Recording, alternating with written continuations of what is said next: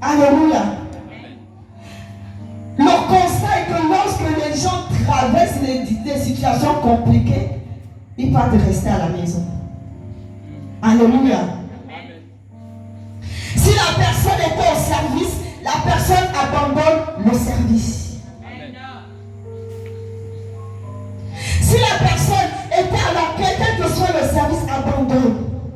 La personne disparaît. Et lorsque tu vas interpeller le frère, tu vas interpeller la soeur va te dire, moi j'ai beaucoup de problèmes. J'ai envie de poser la question. Depuis que tu restes à la maison, tu as trouvé la solution? Est-ce que les problèmes sont finis? Comment est-ce que tu vas gagner si tu pars t'asseoir? Parce que lorsqu'on va s'asseoir à la maison, on est plus fortifié. On ne lit pas la parole, on est focalisé sur son problème, on est focalisé sur sa situation. On cajole, on alimente, on nourrit son problème. Le Seigneur veut changer ta mentalité ce matin. Alléluia. Amen.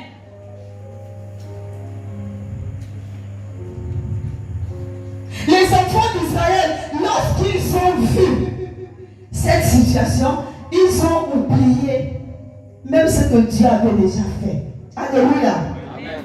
Et nous aussi, nous sommes comme ça. Lorsque le problème arrive, on oublie que Dieu a déjà fait quelque chose pour nous. Qu'un jour, le Seigneur nous a sortis d'une situation.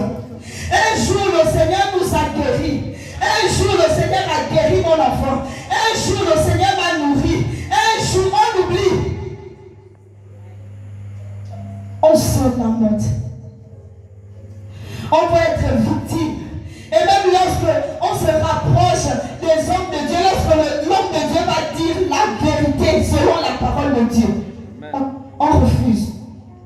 Parce qu'on veut que ce que tu ressens, que la personne que tu es venu voir puisse te conforter dans cette situation, puisse te dire que vraiment c'est dur, oh non, vraiment, ah je t'ai dit, oh.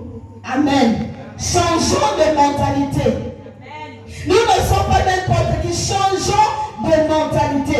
On a chanté Jésus est vivant.